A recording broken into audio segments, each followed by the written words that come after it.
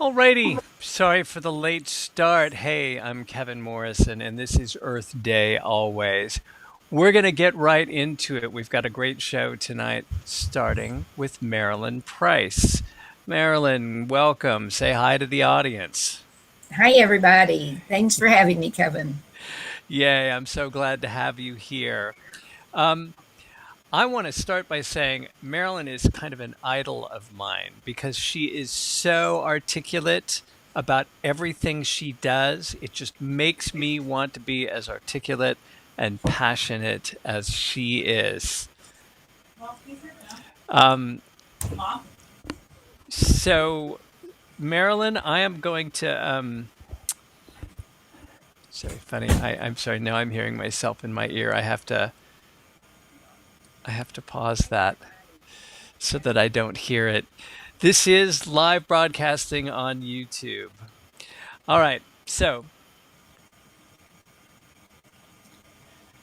uh, Marilyn, tell me a little bit about yourself. Who are you for those of the audience who don't know who you are? Well, I'm getting up there in age, about almost 80. So been around, been in Marin County for a long time. I I've been a mother and a housewife, and then I worked for environmental organizations for a number of years, and then I started Trips for Kids in 1988 and did that for 28 years, and now I've turned to just strictly using all my time to volunteer for the environment.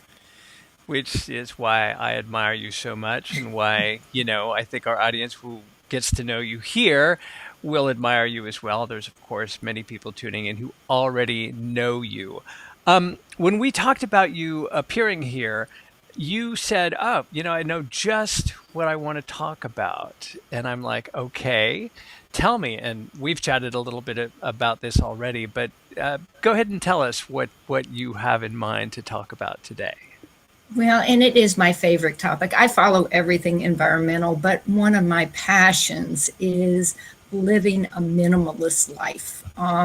And I try to encourage others to do likewise. I've actually been at this since, well, certainly since 1970, but my first inkling of all of this, and I've got this book. It's called The Challenge of Man's Future. This is from 1960, a sociology class that I took, written by Harrison Brown. In it, he talks about running out of renewable resources. And I thought to myself, no, non renewable resources. And I thought to myself, oh my goodness, what's going to happen? And that's when I became interested in the environment. And I used to get on my soapbox with my family and my friends. Of course, then nobody really wanted to listen to you. So after a few years, I got down from my soapbox.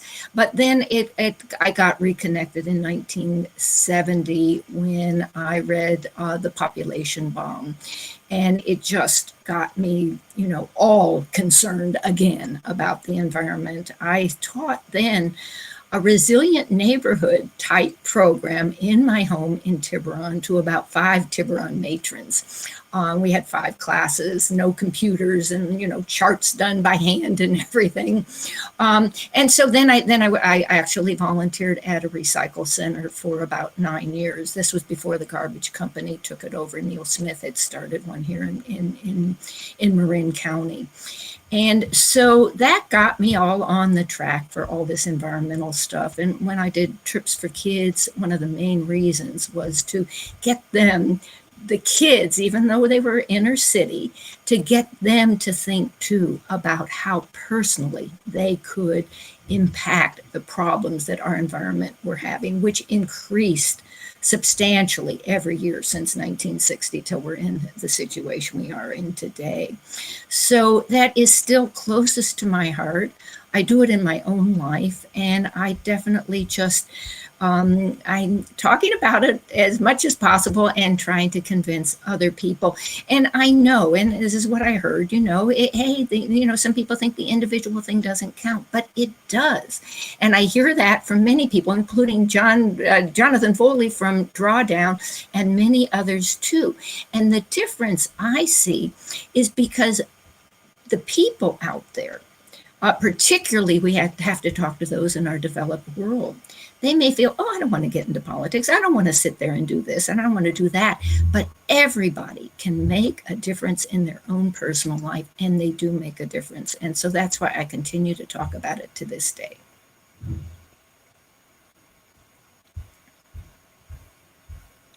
Marilyn, I'm having a little bit of a technical issue. So, can you hear me okay? I can. Okay, good.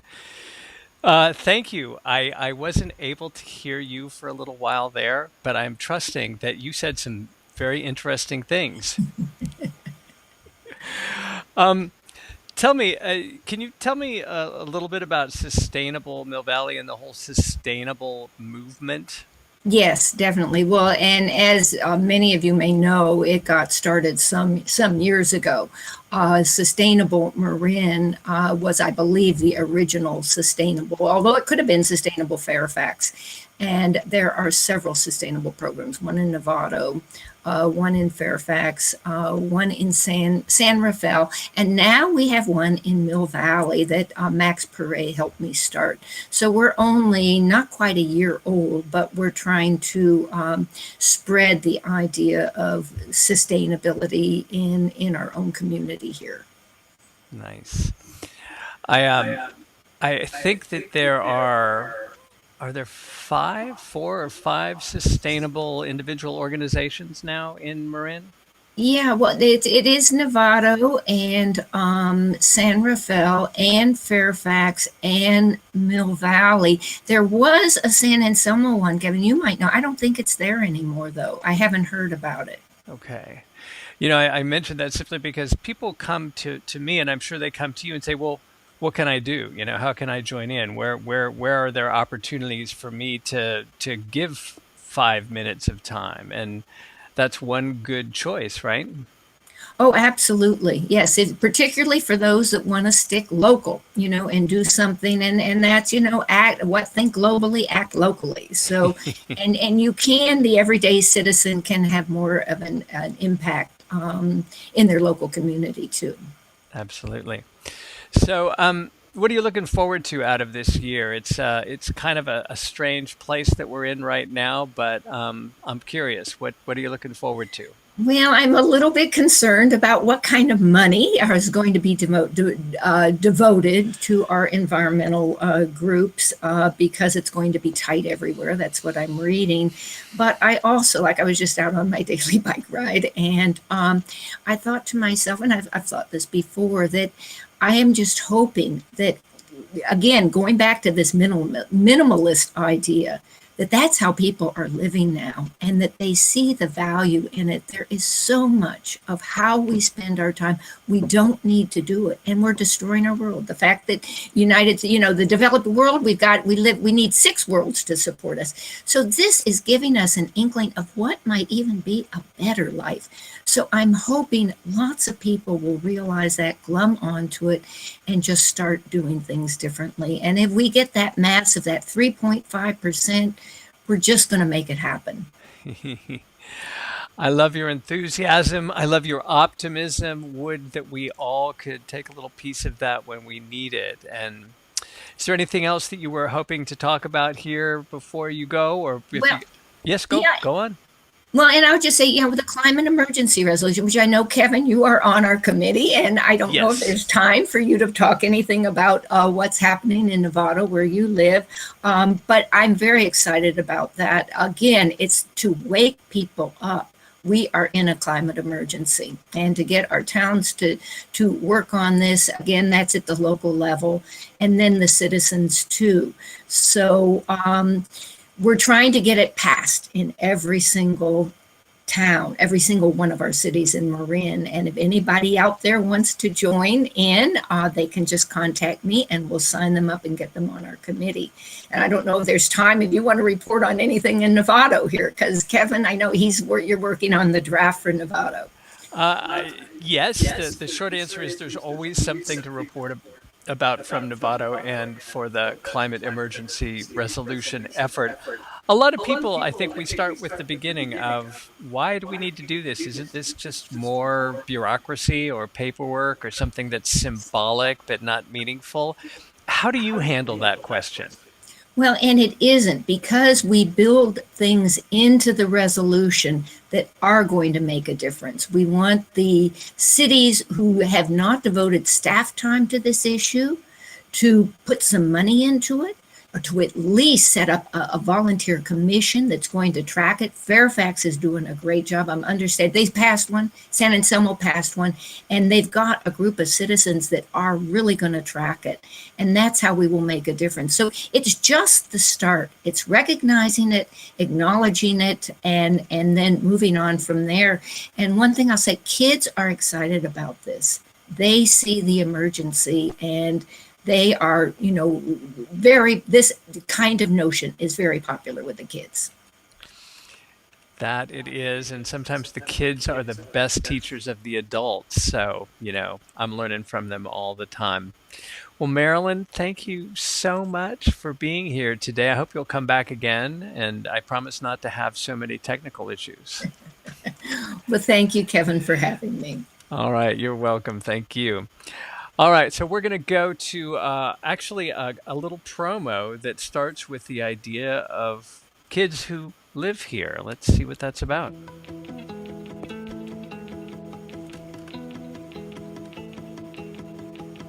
Did you know that the cars we drive generate about 1/3 of all carbon emissions? Good news! There's a better way. When you switch to driving electric or riding an e-bike, you'll be clearing the air and cooling the planet. Why drill and transport oil and combust it in our cars when we can use renewable energy and drive or ride emissions-free? Today's EVs go far, charge fast, cost less, and are full of pep. And you'll save time and money. With an e-bike, commuting is a breeze, and it's the least expensive way to get around. Here's a surprise. An electric vehicle can provide power during a shutdown. Use your car's large battery to power lights, devices, electric cooler, and more. With so many benefits, isn't it time we drive like our kids live here?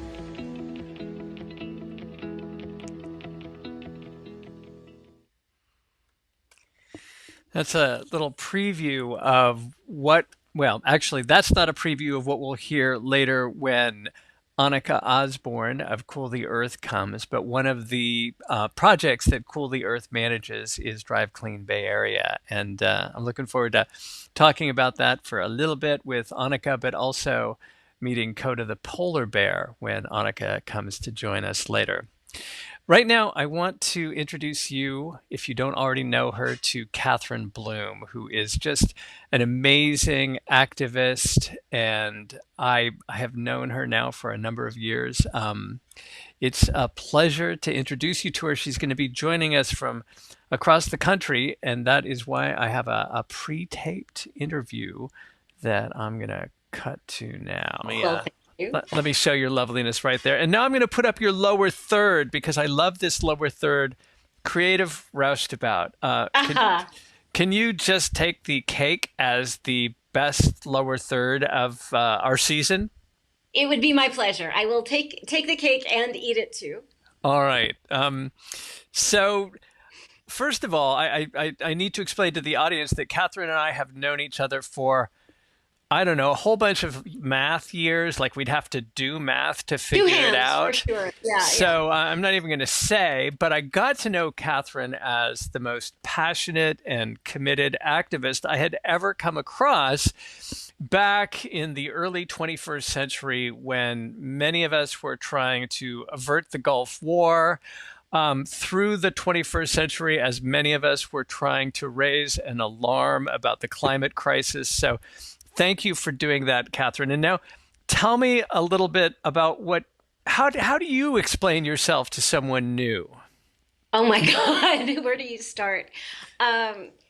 I think I am first and foremost an artist interested in relevance. And, if I am able to apply whatever gifts and interests and creativity I have in service of something which has meaning and purpose, it almost doesn't matter what it is. And there was a time in my life where I identified solely as an actor. And I was pounding the pavement in New York and doing the thing. And I was like, I'm an actor. I'm only an actor. It is the only thing I will ever be happy at or do, blah, blah, blah.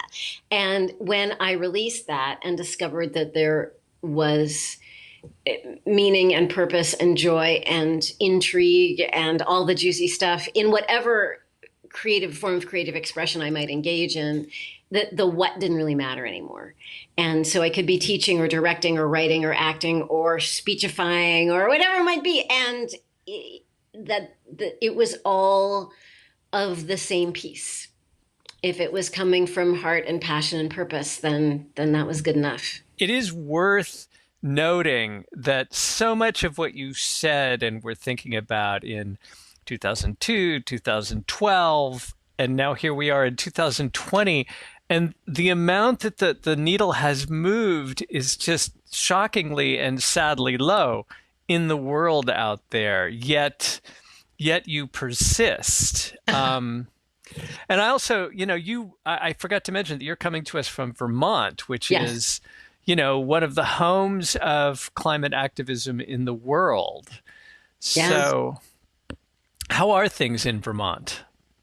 Things in Vermont are as challenging as they are anywhere else. I would say the upside is that it's still a very small state and we all still know each other, quite literally. So I am friends with the lieutenant governor, and I know the secretary of state, and I know all my legislators by name, and I know many of the business leaders, and we all know each other. And so I think we are able to maintain a sense of civic responsibility to each other, and at a level that just isn't possible in a larger place.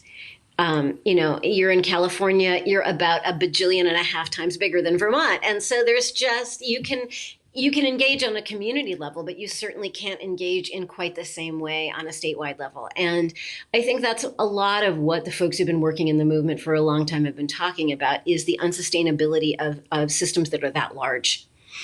And it's a big piece of what we're seeing, I think, right now with the coronavirus epidemic, is that the systems which we like to pretend were sustainable were not.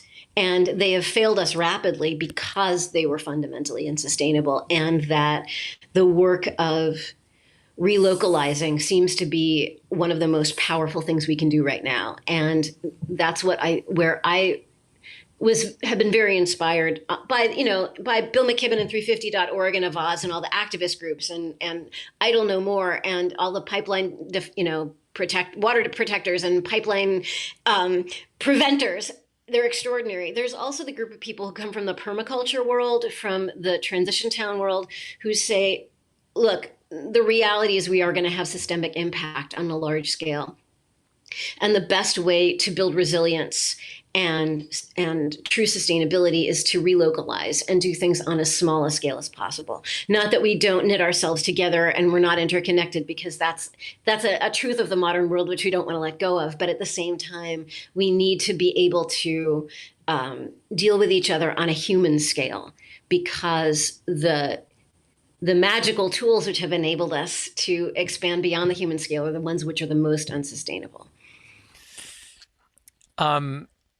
I love the fact that you can talk about everything at a kind of a high level, the systems level, the global level, if you will, and at the same time bring it down to the tools, the techniques, the connections we need to make this happen at the local level. Because I think a lot of people, especially nowadays, feel like I can't do anything. I'm just one person sitting here. What am I going to do? And that's something that you've dealt with. I mean, what do you say to people who say, there's nothing you can do, Katherine? There's nothing I can do.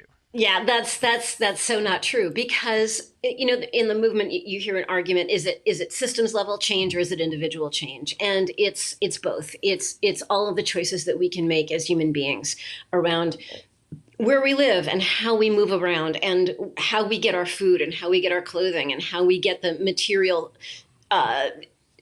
substance of our lives. But then there's also local politics, Pete Seeger used to talk about how anytime a group of people are gathered together, that's the body politic. And so you can engage in local politics at a local level that have to do with the sustainability of your local food systems or your local school system or how energy is being produced. Anything that you can be passionate about has a connection to climate and resiliency and sustainability because it all counts. It's, you're in your local, you're doing community theater in Johnson, Vermont, in the Northeast Kingdom. And the question of what are you going to do with your costumes and your sets once you're done? Is your lighting LED? Is it, or is the theater having to pay through the nose for electricity off the grid that comes from burning coal, or is it solar? Everything that you do is connected at some point to all of these larger questions. And if all you do is the research to figure out how to get non-paper source toilet paper and bamboo toothbrushes, and that's what you're given to your family, awesome. If you plant a garden, if you just get some of your summer salad greens, gardening is the ultimate, they talk about, like I work in the weed industry now, actually, and they talk about pot as the gateway drug. Gardening is a total gateway drug also to a whole host of more planet-friendly practices. Because when you've grown your own food, it's your baby. You care about it.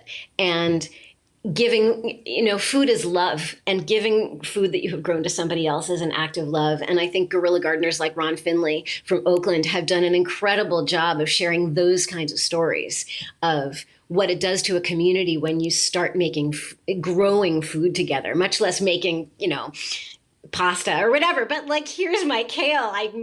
These are my children, and this is what I have for you to share. It's huge. It is huge, and it reminds me of something that my wife says all the time. She says the only way that, a certain segment of her parents' generation can show love is through food. Food is love. The food I cook for you, this is the love I give you. So certain things will not change ever, I don't think. No, it's very true. And honestly, I come from a very non-cooking family, but my grandmother presenting us a Sara Lee pound cake, it was the exact same thing. And and also when the larger systems start to break down, we might not be able to get mangoes from Guatemala or asparagus from Mexico, but I could dig up some dandelion greens from my yard. I could, grow you an artichoke. And what we can truly create for ourselves and share with each other is the way that we survive. I want to ask you about Earth Day because, of course, 2 weeks ago now it was Earth Day, and that's the day when everybody does something or says something that gives a nod to our planet. And I worry that sort of episodic yearly thing is on some level a little bit of a problem because I want every day to be Earth Day. I want Earth Day to be around and people to live more mindfully. What do you recommend? Especially, one of the things I want to do is reach out to children, to families in the context of these discussions and say, how do you get engaged with Earth Day, with environmentalism, and not have it just be, oh, I did that yesterday? Earth Day, there's a reason why humanity has holidays. We need moments to elevate and celebrate and re-articulate the things that we are most passionate about and renew the covenant of our commitment to the planet or to whatever, at any holiday, what we do, whether it's Passover or Christmas or whatever it might be, or Earth Day. And so it's a moment to sort of refresh ourselves and refocus our attention on stuff. Part of the challenge that we run into is we still have all these unsustainable systems, right? So you walk away from Earth Day and you still have to live the life you're living within the context that you're living in. And when you have highly financed, aggressive, power-hungry people who are deeply invested in making sure that your efforts are merely symbolic, that's a hard thing to go up against. And so we need to find ways of getting in there and fighting the dirty, unglamorous fight, but then also popping back out and having a day of celebration, because otherwise it's just a grind. And it's so easy to despair and it's so easy to give up. And that's the last thing we want to do. Absolutely. What are you looking forward to this year for yourself? Is there anything new or different that you might be doing? Oh, well, things are pretty uncertain right now. And I personally, I'm not in a classical category of high risk, but so 4 years ago, my appendix exploded and I ended up in the hospital with sepsis and I almost died, and it was all very dramatic. And the result of that is they had to do this huge operation to get me cleaned out. They slit me wide open, as James Thurber says in the 13 Clocks, from my guggle to my zatch, and got in there very aggressively to clean things out. And the consequences, it sort of makes me think of back when we had maps. And you'd go to the gas station, get a map, and it was all nicely folded. And then you'd unfold it once, and there was no putting it back the way it was. And you'd wad it up, and you'd shove it in the glove compartment. That's what it feels like they did to my innards. And so I have a very scrambled and sensitive core. And that's very easily overtaxed. And it can be overtaxed by digging in my garden, or it can be overtaxed by coughing too much. And when it gets overtaxed, that's some weeks of healing. So I would prefer not to get sick because I just don't feel as robust as I used to feel.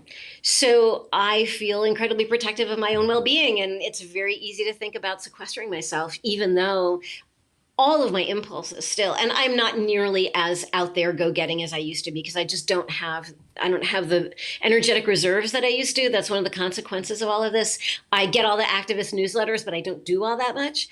But I still care enormously. And every time I hear about something, my impulse is I want to engage. And I have to curb that impulse for the sake of long-term wellness, which ironically, I feel like is the thing that we all have to do one way or another, both individually and as a society. We have to be very meticulous and conscious and nuanced about the choices that we're making, about what we're going to do, where we're going to spend our time, our money, our energy, what we value, what's true necessity for our lives, and what we can release and let go of and allow to transform, which is where I find the seeds of, I won't call it excitement exactly, but possibility in all of this. Much like Trump's election pulled back the covers on a lot of what was not right that we were lying to ourselves about, I think coronavirus too has pulled back the lid on so many of our collective inequities and injustices. And we're talking about it in ways that we haven't ever talked about it before. And things that had been a couple of months ago cute and theoretical, like universal basic income or universal health care or transforming our systems of higher education, are now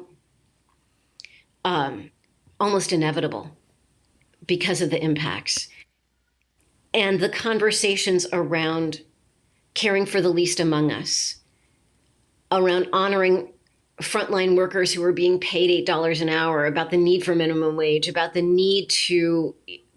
fact that we've put a halt on things like evictions, the fact that communities have housed, for the sake of the health of the entire community, found ways to house their homeless in the short term, means that these are things that we can do in the long term if we decide that we still have a political will.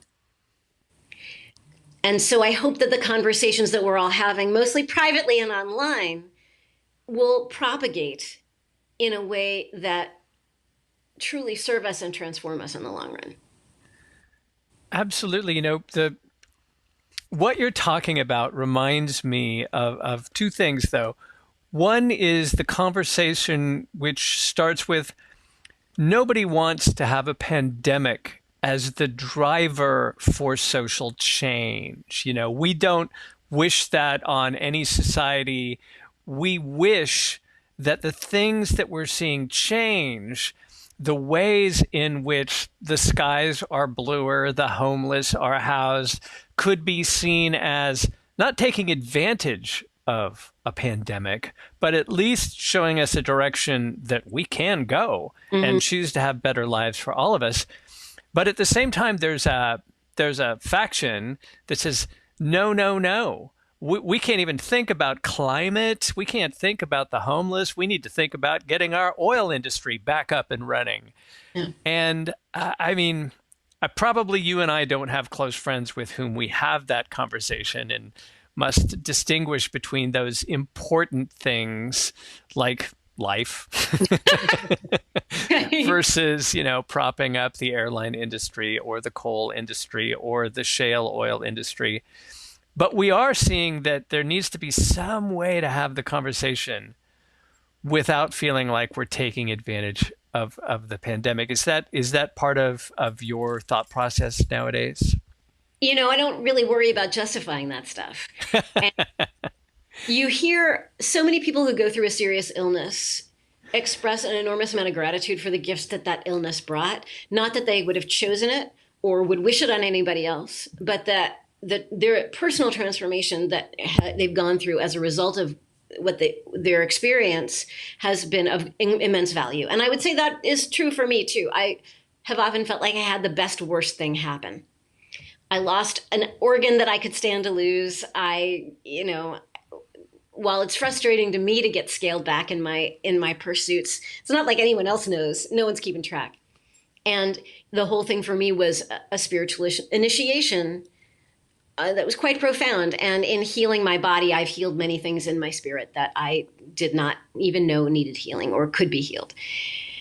So similarly, I think we tend not to make change unless we're pushed one way or another. And collective change doesn't happen unless there's a giant collective push. And so I don't know. And the interesting piece about can we deal with climate? We can't deal with climate while we're virus is that all of the change.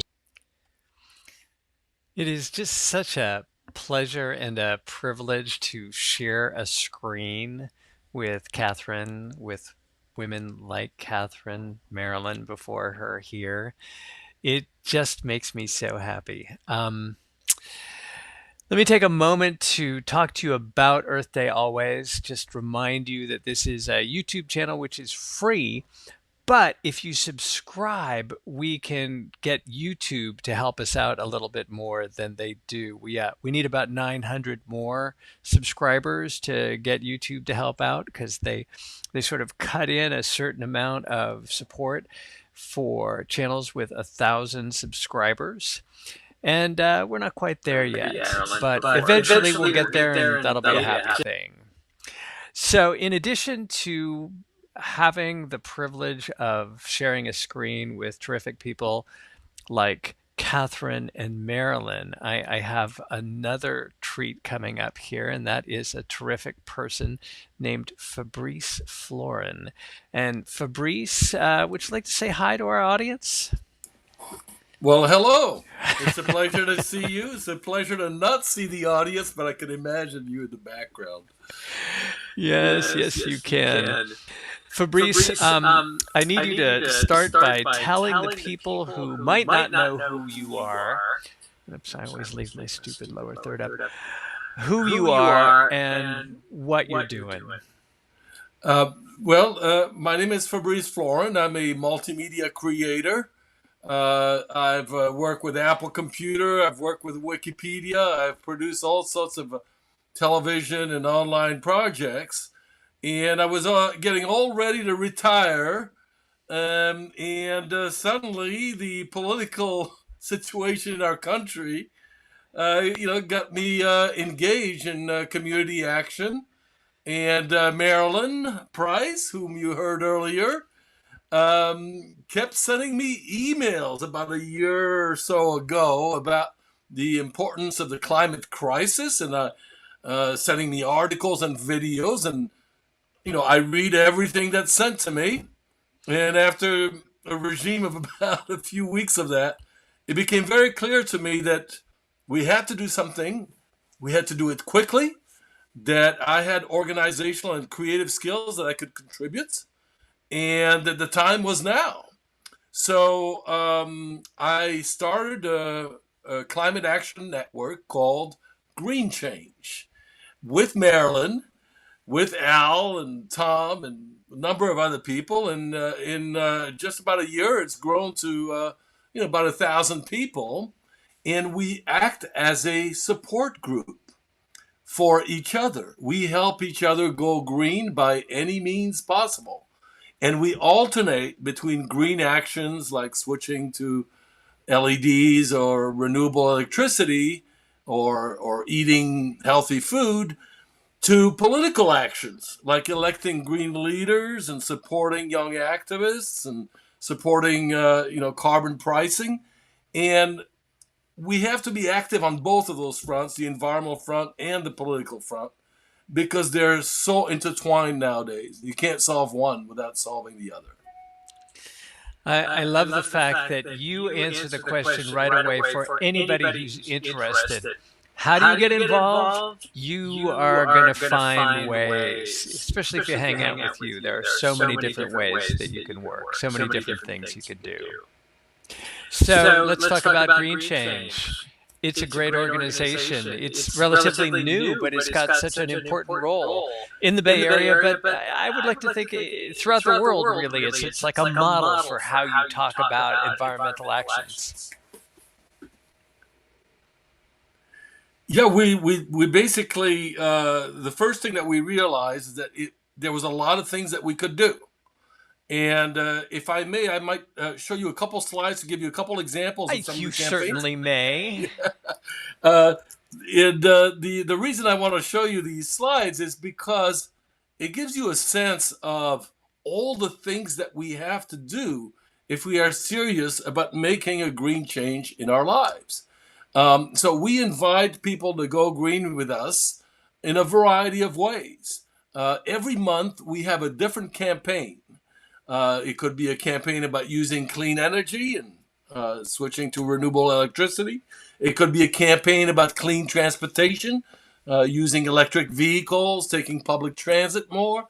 Sometimes it's a campaign about greening up your home, electrifying it, weatherizing it, getting ready for wildfire. We have a campaign about eating sustainably. Don't waste food, eat a plant-rich diet. There's so many things you can do with food that can have an impact on climate. And then last but not least, take political action. Support green politicians, support young activists, support carbon pricing. And so in order to conduct those campaigns, we offer meetups, which used to be physical meetups, but now have switched to online. So a couple of weeks ago, we had a meetup on Green Up Your Home. We had a number of speakers who told us about different ways of electrifying your home or switching to LEDs. In a couple weeks, on May 18th, we will have a special online meetup via Zoom on how you can support your neighbors, all the different ways that you can help them get healthy, put food on the table, and protect the environment. And then the following month, it'll be a meetup about climate politics. And we'll talk to a number of people who can show you how you can support the environment through this process. So we offer, in addition to the meetups, online guides on our website on greenchange.net/resources. And it's a whole range of actions, and each of them has a guide that will help you get started. And we offer green tips, both on the green actions and on the political actions. We also offer discounts, so you can buy LEDs at a cheaper rate and transform your energy consumption. We have green coaches that will help you out if you need someone to hold your hand and show you how to take those actions. And last but not least, we have a variety of art performances. Here you're seeing me pulling a Earth bike at the 4th of July parade, and we do a variety of other climate art presentations. So we see this as a chance to transform our world. And even though we're in the middle of a pandemic now, there's never been a better time than to get started. And so we invite you all to go green with us, go to greenchange.net, and that you'll be able to find out a lot more about all the things that we're doing. So that's it in a nutshell. And I wanted to show you these graphics, and I don't know if they showed up, but the graphics that you had shown me this afternoon did not show up. And I didn't even bother to tell you they weren't showing up because you were doing such a good job explaining them. I mean, I'm sorry, man, but you do a good job explaining anything. Thank you. Well, I can send you the graphics if you want to add them later. All right. But in any case, this is what we do in a nutshell.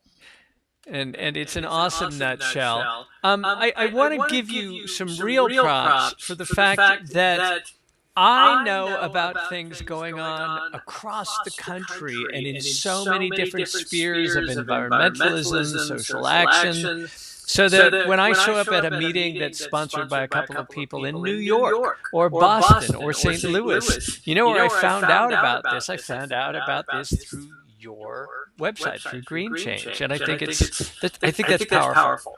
Cool. I'm glad to hear it. Yeah, I mean, it's not just that. It's not just the calendar. It's some of the local things that you're homegrown. But the fact that you connect everybody together makes me really happy. And you know what's fun is that this is all done by volunteers. Yeah. And so we train people who are interested in working on content, and they create the guides with us.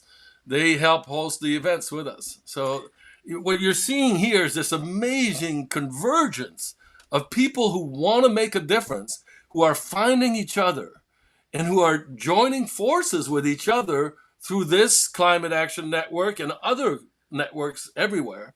And we're actually doing good work. We're informing each other. We're learning from each other, and we're getting stuff done. Right on.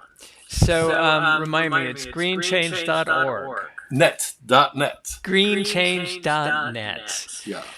Tell me before you go, what are you looking forward to this year? I mean, it's a crazy time. The things that we plan to do together are not easy to do because we're together in different ways. What are you looking forward to? Well, it'll be great to remove the Trump regime from power because they're clearly an obstacle to all the things that we want to do. And I don't say this casually. It's quite clear that these are the wrong people. They shouldn't be running the show. Put some reasonable people in place. And assuming that we can accomplish that, I'm hoping to get solar on my roof. Nice. And we're cooking more and more vegetarian dishes. And I've got my e-bike, my electric bike that takes me everywhere now. I hardly use the car anymore. And so I look forward to going on many more trails, enjoying nature, spending as much time with nature as possible, and continuing to help people who need help through greenchange.net. Well, that is so awesome. All right. Thank you for joining us. I will cut in those slides, and we'll put them up on the finished product later on. In the meantime, let me do this thing here where I solo you one more time. I can say this to you because, you're going like, oh yeah, the software thing. I'm gonna learn about that. That's it for now, Fabrice. Thank you for everything, and you'll come back again soon now, right? Absolutely. Thank you for hosting this show. It's fantastic. It's exactly what the movement needs. I hope so. Cheers, man. All right. Thank you. All right. I've got a little preview of Coda the polar bear, the star of Adopt a Polar Bear, which is a new program from Cool the Earth. And I'm going to just play that for you right now, and then we're going to talk to Annika Osborne from Cool the Earth.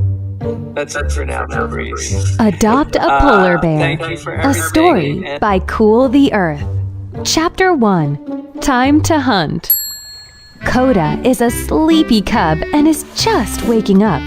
Mama Bear calls, "It's time to go hunting." Coda replies, "Yay! Last night I was dreaming about hunting for gummy seals."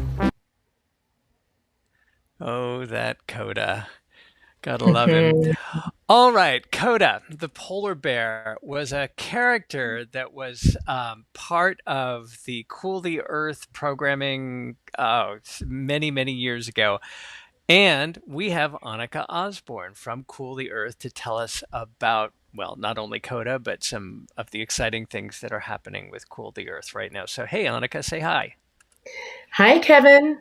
So great to be here tonight. Yay. Have you had a chance to watch any of the show so far? Oh, I have. Yeah, it's been great. Okay. Interesting. Good, good. I did a drive clean promo earlier too, just for Oh, fun. no. I All right. noticed that. So this is teeing up all the stuff that you have to talk about. I mean, when you start talking about Cool the Earth, you have a lot to do to explain to people what it is, how it interacts with the audience that it's intended to interact with. But you tell me about Cool the Earth. Okay. Well, Cool the Earth is an organization that was started 13 years ago by Carlene and Jeff Cullen, inspired by Al Gore's movie. And they quickly came to realize that even though people sort of had an idea of climate change and these things were, global warming, that nobody was really taking great action. So Carlene and Jeff had this idea of, let's really start a program that's going to change people's behavior. So behavior change program, taking climate action. So they started off with a schools program, and actually the schools program has been going on for 13 years. And the program is actually an assembly in the school. It's for K through 5 audience. And so, yes, Coda has been around for years as a live character, often played by a teacher in a school with evil Mr. Carbon and lovely Mother Nature. And so they do a skit basically similar to this video. And then that day, when the kids go home from school, they go home with a coupon book with climate actions. And so those coupons are shared with the family, and they all talk about different climate actions that they can take together. The kid brings the coupons back to school and gets a prize, and then we kind of monitor to see how the school is doing and all the different climate actions that the school together is taking. And Cool the Earth has been a success in across the country and in various nations around the world. And I think the last number I saw was that there were maybe 500,000 climate actions that had been taken. Is memory serving me? Yeah, I think it's more like 350,000 climate actions, but in 500 different schools across the country and in 5 other countries. So I'm glad you've got the numbers there. I know. So I want to get back to Coda, but to finish with Coda, to talk about him and the Adopt a Polar Bear effort. But also, before I forget, I want to ask you about Drive Clean Bay Area. That's another big effort of Cool the Earth, and I think people may have heard of it. But what's the 30-second pitch for that these days? So right, Drive Clean Bay Area. So essentially 3 years ago, when Carlene and Jeff started seeing a shift in how can we have the biggest impact possible on the environment. They learned that electric vehicles, when you switch from driving a gas car to an electric vehicle, you can actually cut your carbon footprint almost in half, especially if you're plugging into renewable energy. So they decided to have a really big focus on green transportation and on people reducing their carbon footprint. And so they ran a campaign. We started a campaign last year, Drive Clean Bay Area. And it was toward the end of the year, actually a preferred pricing campaign. So we partnered with an organization, Cartelligent, and we were able to offer about 3 to 7% discount on a variety of electric vehicles. We had many people participating. I think we had 175. I don't know if I have my numbers right exactly now, but 175 EVs purchased during this campaign.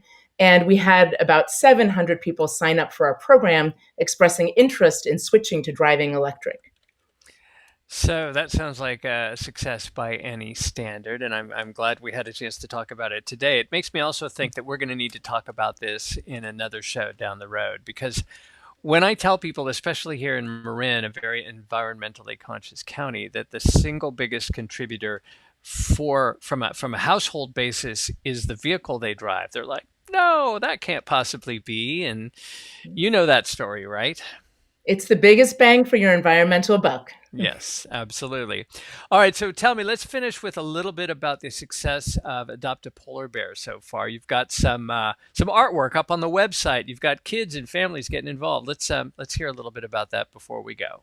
Right. Yeah. So part of this program is that the children will watch videos, and then what we found to be successful with the Cool the Earth program is that it's the children who bring home the message to the parents.